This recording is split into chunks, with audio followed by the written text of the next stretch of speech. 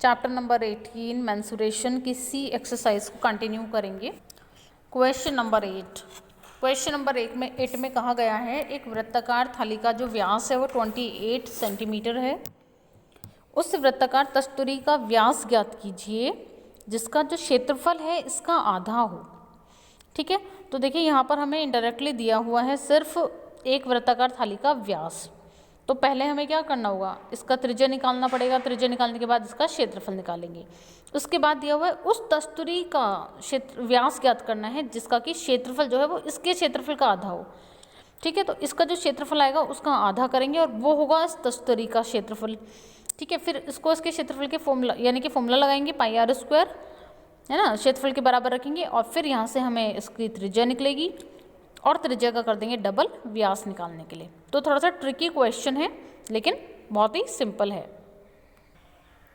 तो सबसे पहले हम यहाँ पर जो भी हमें क्वेश्चन में दिया हुआ है उसको लिख लेंगे। हमें दिया हुआ है वृत्ताकार थाली का व्यास 28 सेंटीमीटर, उसकी त्रिज्या निकालेंगे 28 को 2 से डिवाइड करके, तो वो हमें मिली 14 सेंटीमीटर।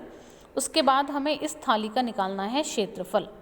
ठीक है, क्योंकि इस थाली का जो क्षेत्रफल है वो दूसरी वाली थाली के क्षेत्रफल का दुगना है, या कह सकते हैं दूसरी वाली जो तस्तुरी है उसका जो क्षेत्रफल है इस वाली थाली का आधा है।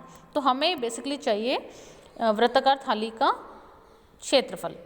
ठीक है, उसके लिए हमने त्रिज्या निकाल ली। तो क्षेत्रफल का फॉर्मूला अप्लाई करेंगे pi r square, pi 22/7, r 14 centimetre. ठीक है, तो 14 का स्क्वायर, क्योंकि फॉर्मूले में आर का स्क्वायर है, आर की पावर 2 है।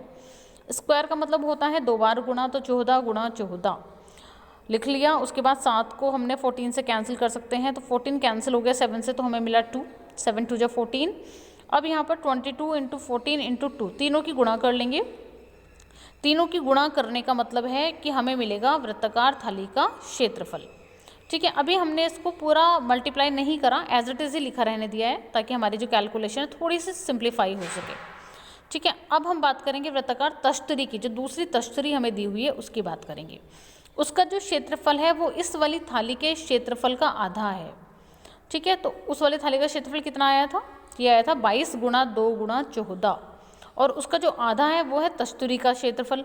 तो इसको हमने 2 से कर लिया भाग, तो 22 × 2 × 14/2।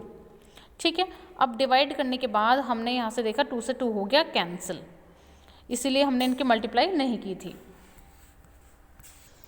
अब क्योंकि हमने जो थाली दी हुई थी उसका क्षेत्र जो व्यास और त्रिज्या हमने माने थे वो माने थे हमने स्मॉल आर। वृत्ताकार थाली का क्षेत्रफल हमने स्मॉल आर माना था।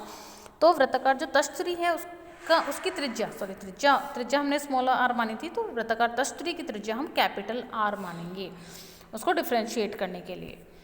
तो यहाँ से हमें निकालना है वृत्ताकार तस्तुरी का क्षेत्रफल। तो क्षेत्रफल का फॉर्मूला रखेंगे क्योंकि हमारे पास क्षेत्रफल आ गया है 22 × 14। ठीक है, क्योंकि ये थाली के क्षेत्रफल का आधा था।